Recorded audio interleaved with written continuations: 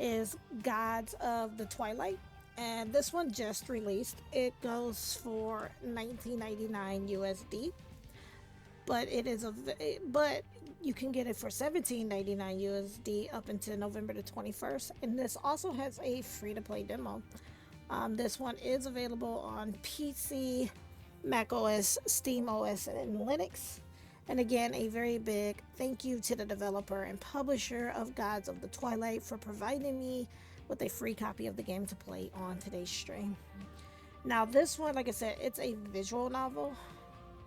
So hopefully, from what I saw from the trailer, you didn't have to, like, it was voiceover. So, whose story would you start with?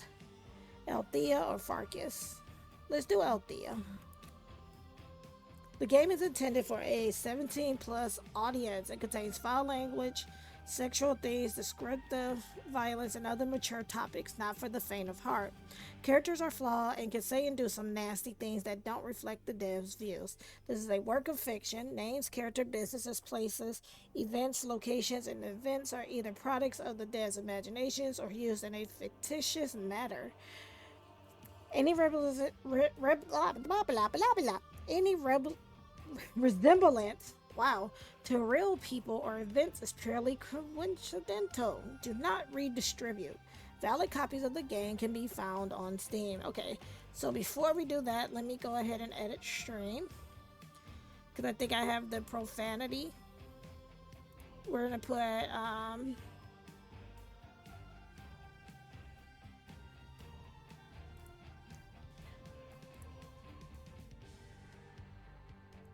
we're just gonna check off the other content things so people will know. That it says, it mentions that it's for 17 and up.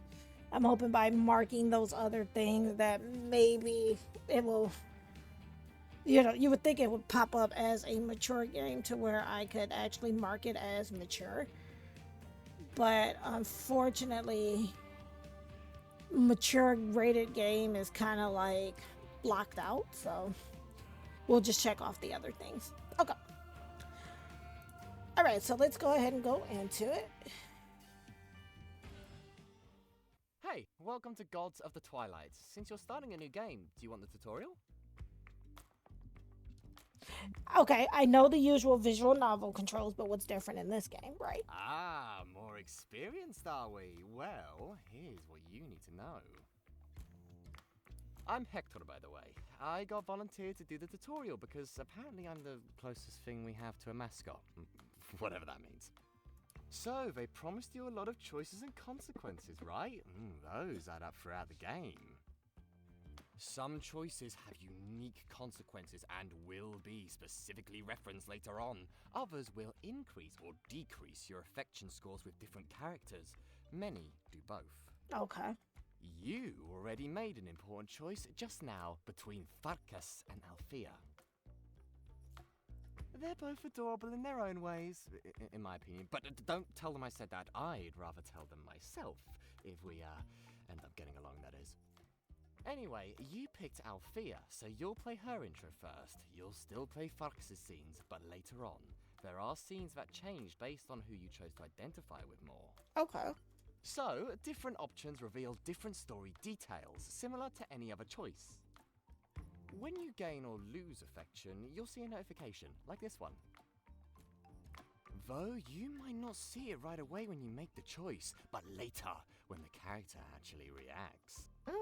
Just like real life, you don't always know the consequences of your actions until later. Right. If you miss the notification, you can scroll up or hit back until you see it again. Okay. Right now, you get affection from me for listening to me talk. It won't count in game though, since the tutorial is outside the plot. Okay. As for the points themselves, some choices will gain or lose more points than others. But again, like real life, all you can see is the character's reactions, not the number. So you'll have to judge how big a deal it is from the context. Okay. Then, later on, if you want to build your relationships with certain characters, you might get turned away if you don't have enough affection with them.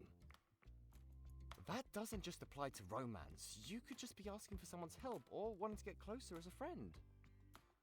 But don't worry, if I reject you, I'll do my best to be nice about it. Okay. On second thought, that depends on what you've done, because you can do some pretty terrible shit in this game. Anyway, I know what you're thinking. Is this guy one of those romanceable Norse gods they told me about? Well, maybe? Take me to dinner first. Actually, I don't know the answer to that. If I had a past life as something else, I don't remember it. Besides, this game also has romanceable humans and other kinds of beings, and they're pretty special too. Okay. You'll just have to get to know us first and unravel those mysteries as you go.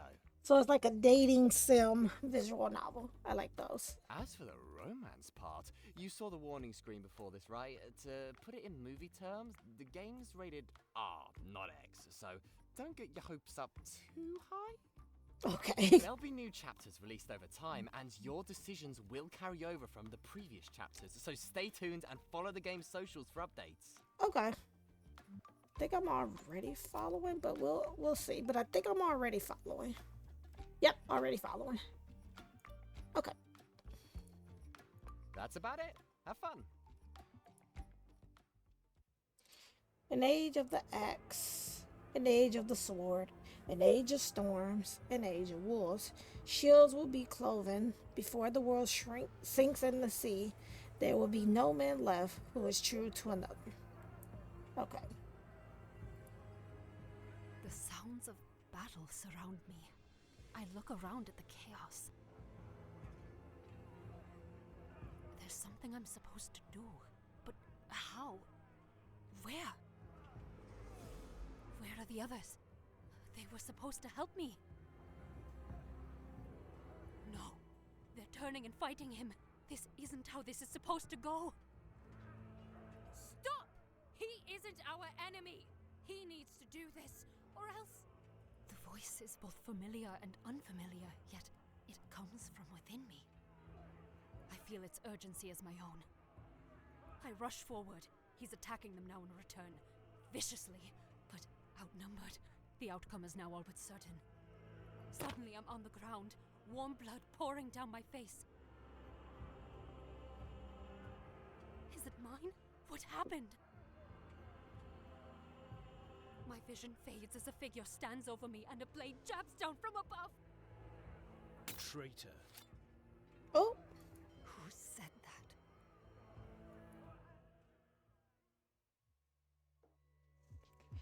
A swell of music pulls me back to the physical world.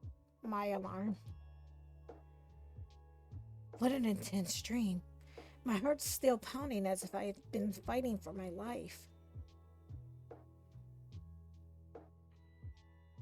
I blink, bringing my eyes into focus as I mentally summon my heads-up display. I shut off the alarm and quickly flick through my notifications. Well, maybe it can snooze for 10 minutes.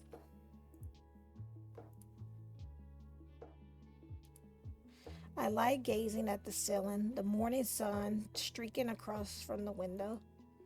What are these dreams? I can't always remember them, but it feels like this wasn't the first time. Add an entry to my dream journal, try to remember more about the dream. That was terrifying, whatever it was, I'd rather not think about it. I would add it to my dream journal. I pull the file up and watch my words appear as I mentally dictate them to my phone.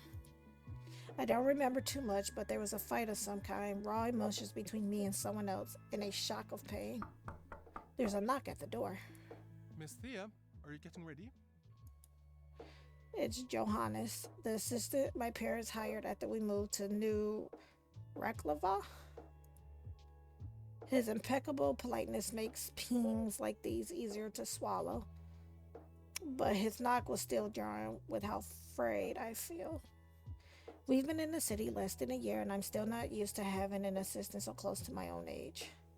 Everywhere else we've lived, the household staff were all my parents' generation. They felt more like an authority. I was the kid. Whereas Johannes is doing this for extra funds while he studies at university. Another year, we might end up taking the same classes. But it is kind of nice. I enjoy his company. We get along well enough. It's a little insulting to be minded by someone who's basically a peer. He's always been kind to me, very professional, but I have enjoyed learning what I can about him as he gradually shares things here and there. It's like solving a puzzle. With my parents occupied a lot of the time, staff have always been like extra family members to me. Johannes is a bit new for that, but in the months since we moved, he's still the person I've talked to the most. I tell him, yes, All right, just a minute. I'll be down at the car. Oh, Johannes. Pretty hot.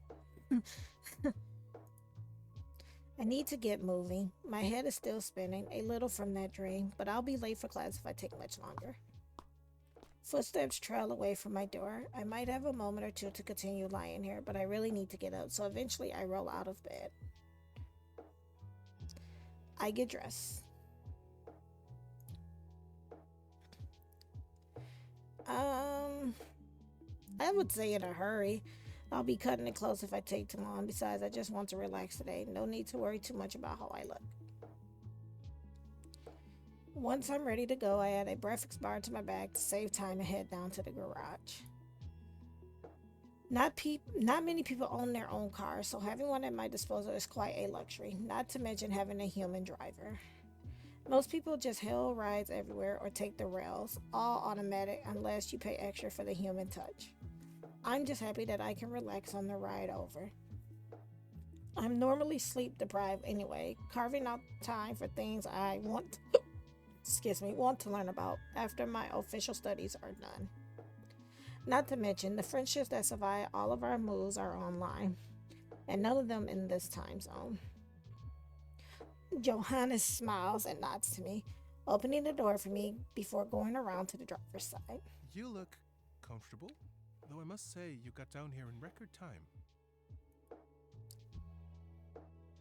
He doesn't normally comment on my appearance, and I'm instantly self-conscious. Does he mean comfortable in a bad way? He seems happy, though, so maybe that's not the point. It's so hard to tell with him, with his professional mask on all the time. Whatever, it's nothing to get worked up about. Yeah, had a rough night, so I'm going easy on myself. Grab something decent from the closet, but no excessive primping. Fair enough. We speed off into the city. He knows this place and its traffic fluently, and it shows. He weaves through intuitively in ways that might have seemed dangerous if I hadn't already learned to trust his instincts. The sky is already darkening back to its typical dull gray. Even if this morning was a bit brighter than usual, it's still been years since I saw a patch of blue sky. Johannes plays a podcast about recent news. He might not share much about himself and his professionalism, but I've learned that he prefers to spend his spare brain cycles learning things rather than listening to music. It took a while to convince him that I really had no preference regarding what we listened to, but I'm glad I did. I always end up hearing something interesting during our drives. I mean, sure, South America has plenty of underground seasonal storm shelters, but they're only built to house people for a few weeks at a time. That'll be up to their governments to figure out. But in the long term, we just need more ocean platforms if we're going to be climate robust.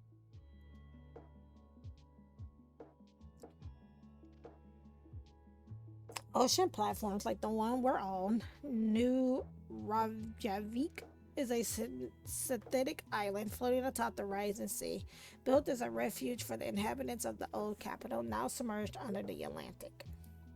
Unlike a real island, it can move, like a large, slow ship, but that's enough to avoid the worst hurricanes and other storms so long as the forecasts are accurate enough. It's strange to imagine how people used to live on this planet with nothing, no special tech to make the place habitable for them, just sit out in nature and somehow be okay. Weird, right? I mean, I know it must have been like that, but it's hard to imagine actually living that way. I guess I could try camping on the mainland, but I'd kind of rather just enjoy the comforts of the city. I prefer adventures of the mind. Finally, we arrive at school. I thank Johannes for his company, quiet through though he was for most of the ride. He'll stay out running the house's errands for a while, and meanwhile I'll be here. As busy as school makes me, I can't help but feel like my time is being wasted. I'm happy to learn, but I guess their priorities aren't the same as mine. The things I want to learn aren't the things we're covering right now, or the things required for matriculation exams. Give them what they want, then lose sleep doing what I want. If we stayed in another country, I might be at a university by now with more freedom to choose my own studies. But courses at the gymnasia,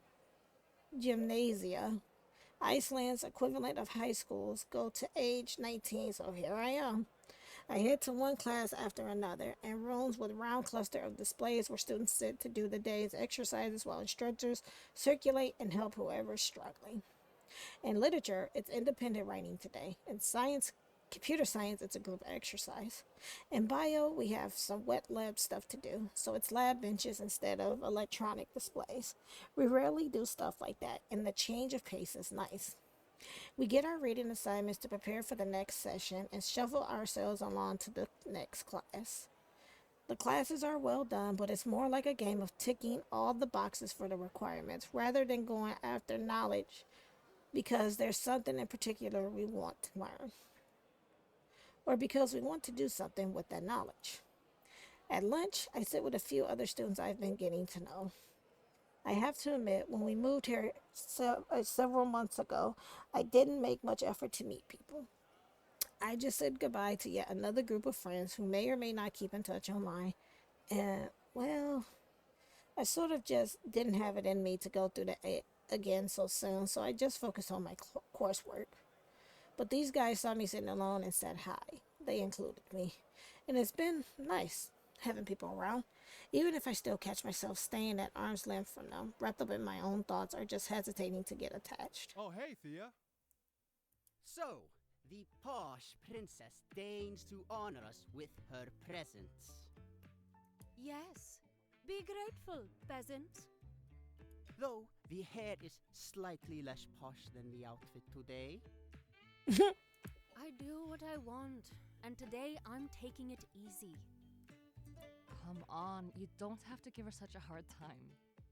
Hey, I'm like barely fucking with her. And look at her, she's perfectly fine. Oh, fucking with people is how he shows affection. Well, You don't need to explain me, Miranda. Anyway, I'm ready for a nap. I think I'll just stay here the rest of the day, okay? he's resting his head on his forearms, which are folded in front of him on the table. Were you up late? Nah, I just hate my life. So the usual. Yep. Aw, life isn't that bad. Let's all hate life together. I'm gonna say it's not that bad, but there's a part of me that wants to say, well, let's all hate life together. So we're gonna say, let's all hate life together.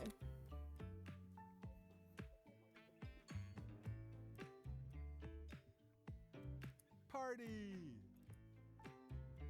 His head still resting and his arms on the table.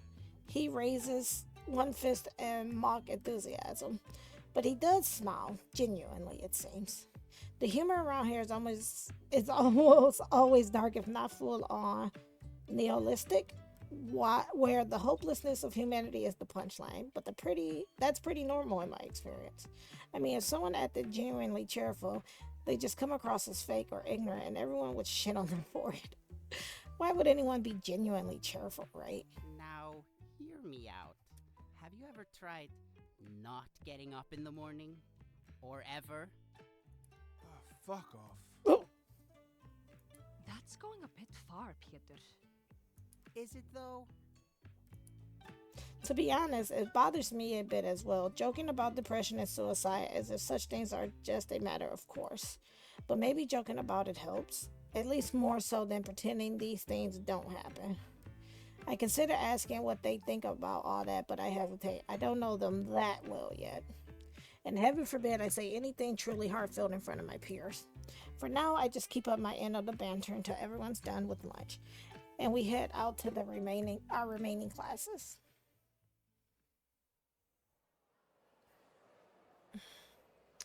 Okay, what's this? Okay, so we're gonna save. Okay. Then we're gonna go to the main menu. Okay, and so that was a bit of Gods of the Twilight. I do like the fact that this one is a visual novel, but I do like that it has where you do have to do some reading and that they do voiceover, so you're not completely tired from the novel. Definitely very interesting, so I'm looking forward to playing more of this, especially because I have to write an article for it.